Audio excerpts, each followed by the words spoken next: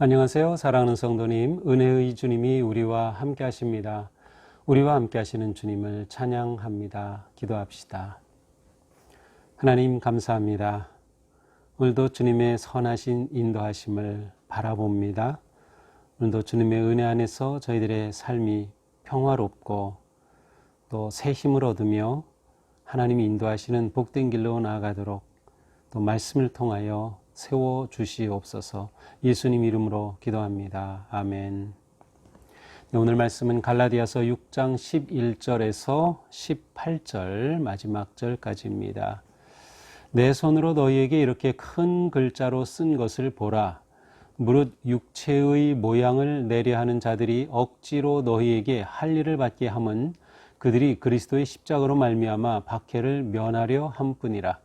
할 일을 받은 그들이라도 스스로 율법은 지키지 아니하고 너희에게 할 일을 받게 하려 하는 것은 그들이 너희의 육체로 자랑하려 함이라. 그러나 내게는 우리 주 예수 그리스도의 십자가 외에 결코 자랑할 것이 없으니 그리스도로 말미암아 세상이 나를 대하여 십자가에 못 박히고 내가 또한 세상을 대하여 그러하니라. 할례나 무할례가 아무것도 아니로되 오직 새로 지으심을 받는 것만이 중요하니라. 무릇 이 규례를 행하는 자에게와 하나님의 이스라엘에게 평강과 긍휼이 있을지어다. 이후로는 누구든지 나를 괴롭게 하지 말라. 내가 내 몸에 예수의 흔적을 지니고 있노라. 형제들아, 우리 주 예수 그리스도의 은혜가 너희 심령에 있을지어다. 아멘. 네, 이제 갈라디아서 마지막 시간입니다. 네, 그 신약의 서신서 중에서도 로마서와 함께 바울의 대표적인 그러한 복음의 핵심을 가르쳐주는 그러한 서신인데요. 자, 오늘 마지막 이제 바울이 어떠한 말을 남겼는지 보도록 하겠습니다. 11절입니다. 내 손으로 너희에게 이렇게 큰 글자로 쓴 것을 보라. 자, 이것을 보면 일단 이제 사도 바울이 직접 손으로 쓴 친필이라는 것을 알 수 있겠죠. 그리고 이렇게 큰 글자로 쓴 것을 보라. 이 편지에 글자가 아주 크게 기록되어 있음을 알 수 있어요. 자, 이 부분을 우리가 어떻게 볼까? 이제 로마서에 가서 보면 16장에서 가서 보면 이 로마서를 보낼 때에 사도 바울이 직접 썼다기보다는 더디오라는 사람을 통해서 대필자죠. 이 대필자를 통해서 이 편지를 보냈음을 알 수 있어요. 그리고 이것은 이 당시에 흔히 있는 일이었습니다. 그러므로 바울이 이 갈라디아서를 쓸 때에도 바울이 이렇게 구술하면 그 옆에서 이 대필자가 그것을 이제 기록했을 것이라고 추측할 수 있어요. 따라서 여기에서 내 손으로 썼다라는 것은 어쩌면 이제 앞에까지는 그렇게 대필자가 쓰게 했다. 그리고 이제 이 마지막 부분에서는 바울이 자기가 직접 쓴다라고 하는 것을 표현하는 것이 아닐까 이렇게 생각해 볼 수 있어요. 그렇다면 큰 글자로 쓴다는 것은 무엇일까요? 말 그대로 글자를 크게 쓴 것인데요. 이것은 대필자는 전문가이기 때문에 빨리빨리 쓰기 위해서 글자도 작게 쓰고 잘 썼을 겁니다. 그러나 바울은 어쩌면 필체가 그리 좋지 않았을지도 몰라요. 그래서 대필자가 쓴 것보다는 훨씬 큰 글자로 이렇게 기록한 것이 아닐까 하는 생각이 듭니다. 또 한편으로는 이렇게 앞에는 작은데 여기서 큰 글자를 쓴다는 것은 이제 강조하는 거죠. 강조하려고 하는 의미가 있다. 또 이것이 이제 갈라디아서의 마지막이다 보니까 바울이 자신의 그 갈라디아 교회들을 향한 그 마음을 표현하는 간절한 마음을 드러내는 그러한 방식으로 글자를 크게 써서 이렇게 내가 여러분을 향해 큰 마음을 가지고 있습니다라는 것을 표현하는 것일 수도 있어요. 네, 어느 것이든 여러분에게 난 이게 얘가 더 좋아, 이게 좋은 것 같아 하는 것을 받아들이면 될 것 같아요. 모두 다 추측이지만 또 실제로 가능성 있는 그러한 추측이라고 할 수 있죠. 12절입니다. 무릇 육체의 모양을 내려 하는 자들이 억지로 너희에게 할례를 받게 함은 그들이 그리스도의 십자가로 말미암아 박해를 면하려 함뿐이라. 자, 이렇게 큰 글자로 강조한 내용이 무엇입니까? 또다시 할례에 관해서 마지막으로 언급하는 겁니다. 이것은 갈라디아서의 가장 중요한 논점이었어요. 또 갈라디아서를 쓰게 된 동기이기도 하였어요. 갈라디아 지역의 교회들이 이 율법주의자들, 할례주의자들에 의해서 옛날로 율법으로 되돌아가거나 또 이로 인해 교회 안에 갈등이 생기고 분열이 생기고 또 바울에 대해서는 반항하고 또 떠나는 그러한 이 심각한 상황에 있었던 거죠. 바로 그 점에서 할례를 여기서 다시 또 언급한다고 볼 수 있습니다. 자, 너희에게 할례를 받게 한다는 것은 그들이 그리스도의 십자가로 말미암아 박해를 면하려 함뿐이라. 자, 지금 이 상황이 무엇인가를 이제 짐작해 볼 수 있어요. 예수 그리스도를 믿는 십자가로 인해서 지금 박해를 받는 상황입니다. 누가 박해하는 걸까요? 유대인들입니다. 누구를 박해하는 걸까요? 유대인 그리스도인들입니다. 물론 이방인도 포함시킬 수 있어요. 왜냐하면 이 당시의 그 사회적 상황에 대한 글을 보면 제가 이제 1989년에 미국에 갔을 때 그 게러 신학교의 신약학 교수가 주웨트 교수였는데 그 교수님이 유대주의에 관해 전문가셨어요. 근데 그분의 그 글에 그러한 내용이 있어요. 이 당시 유대인들이 반감을 크게 로마 정부에 대해서, 로마에 대해서, 그리고 두 번째로는 이방인과 비유대적인 것에 대한 반감이 아주 극심한 때였다고 합니다. 그래서 이방인이다 하면은 아주 멸시하고, 그런데 유대인 가운데 예수님을 믿는 자들이 생겼고요. 그들이 이방인과 함께 교제를 나누고요. 그들이 예수를 따르는 거예요. 처음에는 유대교와 비슷한 종파라고 생각했는데 시간이 지나면서 아니라는 것을 알게 되죠. 그러면서 그들을 박해하는 겁니다. 유대인 그리스도인들을 박해하고 이방인들을 박해하는 거죠. 자, 이런 상황에서 유대인 그리스도인들이 어떻게 하는 겁니까? 아니야, 우리 율법을 떠난 게 아니야. 유대교를 버린 게 아니야. 이것 봐. 그러면서 그리스도인들에게 율법을 강요하고 할례 받기를 종용하는 겁니다.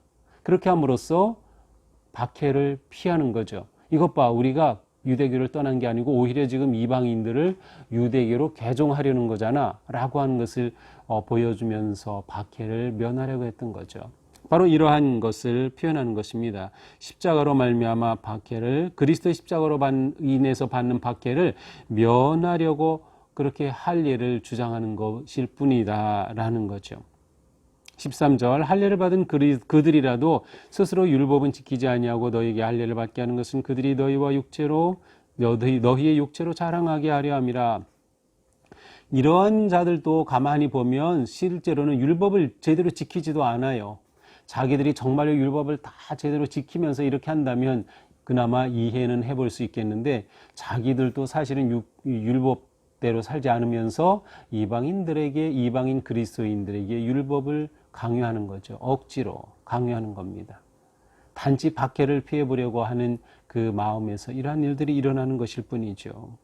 이렇게 하게 되어서 너희의 육체를 자랑하게 하라. 육체를 자랑한다는 것은 율법을 행함으로 내 육체를 통하여서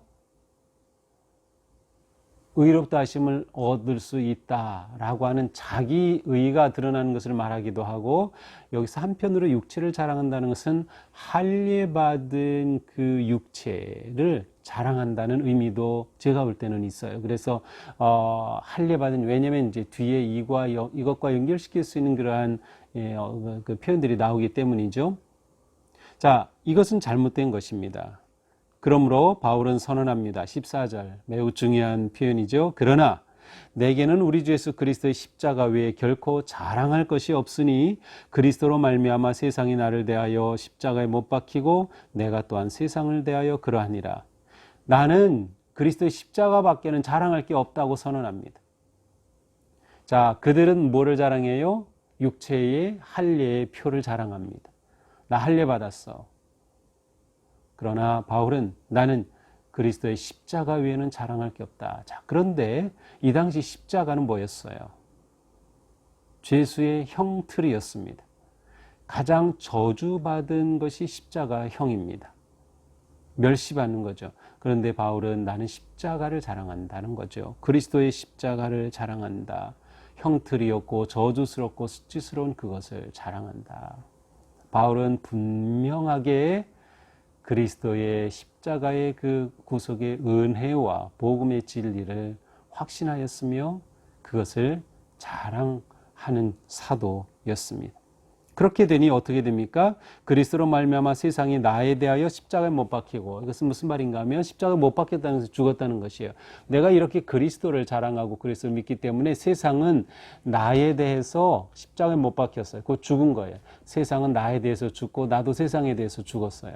반응이 죽으면 반응하지 않죠. 그와 같이 되는 거예요. 세상이 아무리 뭐라고 해도 세상은 나에 대해 죽은 존재와 같아요. 나는 그것에 반응할 필요도 없고 내가 반응하지 하려는 생각도 없어요. 나는 세상에 대해서 죽었으니까. 나 또한 세상에 대해서 그렇게 죽었으니까. 그러므로 세상이 더 이상 나를 어찌하지 못한다는 거죠. 세상이 더 이상 나를 어찌할 수 없다. 세상은 나에 대해서 죽었다. 왜? 나는 오직 그리스도의 십자가만을 자랑하기 때문이다. 15절 할례나 무할례가 아무것도 아니로되 오직 새로 지으심을 받는 것만이 중요하니라. 자, 이게 할례 가지고 너희들 계속 그렇게 뭐 논쟁하고 교회가 시끄러워졌는데 할례냐 무할례냐 그거 중요한 거 아니라는 거예요. 정말 중요한 거는 그게 아니라 오직 새로 지으심을 받는 것만이 중요하다. 예수 그리스도의 십자가 안에서 복음 안에서 내가 새로운 존재로 태어나는 것, 새 언약의 백성이 되는 것, 하나님의 사랑과 구원을 받은 자녀가 되는 것, 이게 중요한 거지 할례 무할례 가지고 그렇게 논쟁할 게 아니라는 거예요. 5장 6절에도 이런 말씀이 있어요. 그리스도 예수 안에서는 할례나 무할례나 효력이 없으되 사랑으로서 역사하는 믿음뿐이니라. 그리스도 안에서 할례냐 무할례냐 아무 의미 없다. 오직 사랑으로 역사하는, 사랑으로 일하는 믿음만이 중요한 것이다 라는 말씀입니다. 16절입니다. 무릇 이 규례를 행하는 자에게와 하나님의 이스라엘에게 평강과 긍휼이 있을지어다. 무릇 이 규례 곧 새 언약, 예수 그리스도의 십자가의 은혜 안에서 받게 된 새 언약의 말씀을 따르는 자에게 하나님이 주시는 평강과 긍휼이 있을 것이다 라고 축복을 합니다. 17절 이후로는 누구든지 나를 괴롭게 하지 말라. 내가 내 몸에 예수의 흔적을 지니고 있느라. 더 이상 나를 좀 괴롭게 하지 말라. 나는 이미 내 몸에 예수의 흔적을 지니고 있다. 여기서 이제 흔적은 스티그마타입니다. 이 스티그마타는 복수예요. 원래 스티그마인데 흔적인데 이 흔적의 뜻이 무엇일까요? 낙인. 그러니까 옛날에 그 동물의 등이나 귀에 이렇게 불로 달궈서 찍죠. 낙인이죠. 그래서 소유권이 누구에게 있는지 주인이 누구인지를 이렇게 알 수 있게 낙인. 바로 그것이 스티그마입니다. 아니면 상처입니다. 그래서 우리 몸에 칼로 베었다거나 상처나면 그 흔적이 남아있죠. 바로 그게 스티그마입니다. 또 어떤 그 고통스러운 그러한 상처의 자국들이 바로 스티그마죠. 바울은 나는 내 몸에 예수의 스티그마타, 예수의 흔적들이 있다. 자, 이것은 무엇과 대비될까요? 유대인들이 주장하는 할례의 흔적과 대비되는 것이다. 저는 이런 생각이 들었어요. 유대인들은 할례를 봐도 할례는 몸에 상처를 내는 거죠. 그렇게 해서 유대인임을 또 유대인으로 개종하는 것을 드러내는 것인데 너희들은 그 육체의 할례 상처를 자랑하지 아니야. 나는 그리스도의 십자가를 자랑해. 나에게는 이러한 그리스도의 흔적들이 남아있어. 바울의 몸에 지닌 흔적, 삶에 지닌 흔적, 마음에 지닌 흔적, 예수를 사랑하고 복음을 따르고 선교 사역을 하면서 받은 수많은 흔적이 바울에게는 남아있었고 그는 그것을 자랑할 뿐입니다. 물론 떠벌리는 것이 아니라 그것이 그에게는 너무도 소중한 거였어요. 예수의 흔적을 지닌 바울. 이제 마지막 인사입니다. 18절 형제들아 우리 주 예수 그리스도의 은혜가 너희 심령에 있을지어다. 아멘. 자, 이렇게 해서 갈라디아서가 마무리됩니다. 자, 이렇게 마지막 말씀을 보면서 과연 우리에게는 그리스도의 예수의 흔적이 있나? 예수의 흔적이 내게는 있는가? 세상의 율법, 육체를 자랑하는 할례의 흔적이 아니라 예수의 흔적 말입니다. 그것은 곧 내가 구원을 받은 흔적이고 주님께 순종한 흔적이고 주님을 사랑하는 흔적입니다. 내가 십자가에서 죽은 흔적이기도 합니다. 내게 예수의 흔적이 있는가? 이 흔적이 있는 나는 얼마나 소중한 존재입니까? 예수의 흔적을 지닌 삶. 그러니 우리는 어떤 상황에서도 두려워하지 말자. 고난과 역경, 위기 속에서도 우리는 두려워하지 말자. 그것이 나에게 또 하나의 예수의 흔적이 될 수 있기 때문이죠. 또한 우리는 나는 이 세상에 대해서 죽고 그리스도에 대해서 살고 있는가? 세상이 나에 대해서 어떻게 하지 못하게 내가 반응하지 않는 거죠. 세상과 나 사이는 죽음이에요. 서로 반응이 없는 거죠. 그러나 예수 그리스도에 대해서 살아있는 나인가? 육체에 대해 죽고 성령에 대해 살아있는 나인가? 마지막으로 바울은 나는 오직 그리스도의 그 십자가를 자랑한다고 했어요. 나의 자랑은 무엇이죠? 나는 무엇을 자랑할 수 있나요? 이 세상의 것들 자랑할 거 많이 있죠. 그러나 정말 나는 예수의 십자가를 자랑하는가를 한번 물어봐야 할 것 같습니다. 예수의 십자가를 자랑하는 것은 전도를 통해서 나타나고 삶을 통해 나타날 것입니다. 오늘 우리의 삶이 예수 사랑의 흔적이 있는 삶, 그리고 예수님을 자랑하는 십자가만을 자랑하는 삶, 이 거룩한 삶으로 주님의 평화와 은총과 긍휼을 누리는 복된 성도가 되기를 주님의 이름으로 축복합니다. 기도합시다. 주님, 사도 바울의 이 마지막 갈라디아서의 말씀이 우리들에게 깊이 다가옵니다.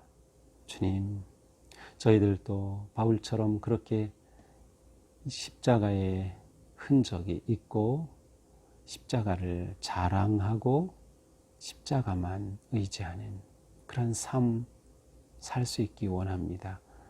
오늘 하루 사는 동안도 주님의 은혜 안에서 저희들을 잡아주시고 예수님의 흔적을 지닌 거룩한 성도로 주님께 기쁨과 영광이 되는 삶, 오직 그리스도만을 자랑하는 삶에 승리하게 하여 주시옵소서. 예수님 이름으로 기도합니다. 아멘. 자, 오늘로 갈라디아서는 끝났습니다. 이제 내일부터 출애굽기 15장입니다. 우리가 저번에 14장까지 했는데요. 이제 다시 출애굽기 15장 시작됩니다. 또 새롭게 시작되는 출애굽기에 통해서도 우리가 은혜 나누고 또 그렇게 계속 좀 성도님들 정말 열심히 유튜브 영상 또 밴드를 통해서 계속 참여하고 계시는데 정말 기쁩니다. 제가 이렇게 막 강요하지도 않고 또 매번 이렇게 댓글을 달거나 좋아요 눌러주세요, 구독해주세요, 뭐 그런 거 안 해도 성도님들이 꾸준히 묵상에 참여하고 계셔요. 그래서 이것이 저에게는 정말 큰 기쁨이고 힘입니다. 계속해서 이렇게 참여해 주시고 또 주변에도 또 다른 성도들에게도 이렇게 밴드 초대장 보내면 들어올 수 있어요. 그렇게 보내주시고 또 유튜브 소개해 주시고 하면서 우리가 이 말씀으로 아름답게 세워져 있기를 바랍니다. 사랑합니다. 축복합니다.